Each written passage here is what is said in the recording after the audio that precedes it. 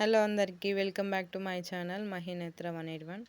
So ఇవాళ అయితే గులాబ్ జామ్ అయితే ప్రిపేర్ చేసుకుందాం. దానికోసం నేను 2 గులాబ్ జామ్ ప్యాకెట్స్ అయితే తీసుకున్నాను. దాంట్లోకి కాచి చల్లార్చిన పాలు అయితే కొద్దిగా వేసుకుంటూ కలుపుకుంటున్నాను. వాటర్ కూడా వేసుకొని కలుపుకోవచ్చు, కానీ పాలు వేసుకొని కలుపుకుంటే పిండి చాలా సాఫ్ట్గా ఉంటుందన్నమాట.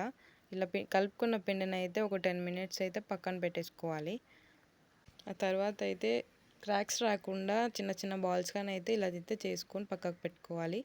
ఇప్పుడు షుగర్ సిరప్ అయితే ప్రిపేర్ చేసుకుందాం. దానిలోకి అయితే 2 గ్లాసెస్ ఆఫ్ షుగర్ వేసుకొని అందులోకి 4 గ్లాసెస్ ఆఫ్ వాటర్ అయితే వేసుకున్నాను. అందులోకి అయితే ఇలాచీ పౌడర్ అయితే వేసేసుకోవాలి. ఈ సిరప్ చేసుకోవడానికి పాకం అయితే అవసరం లేదు, అలాగని వాటర్ కూడా ఎక్కువ పోసుకోవద్దు. తర్వాత గులాబ్ జామ్ ఫ్రై చేసుకోవడానికి అయితే డీప్ ఫ్రైకి సరిపడా ఆయిల్ అయితే తీసుకోవాలి. ఇప్పుడు మనం చేసుకున్న బాల్స్ని అయితే ఒక్కొక్కటిగానైతే అందులోకి వేసుకొని క్రాక్స్ రాకుండా, అంటే విరిగిపోకుండా మంచిగా గోల్డెన్ బ్రౌన్ కలర్లోకి వచ్చేలాగా ఫ్రై చేసుకొని అయితే పక్కకు పెట్టుకోవాలి.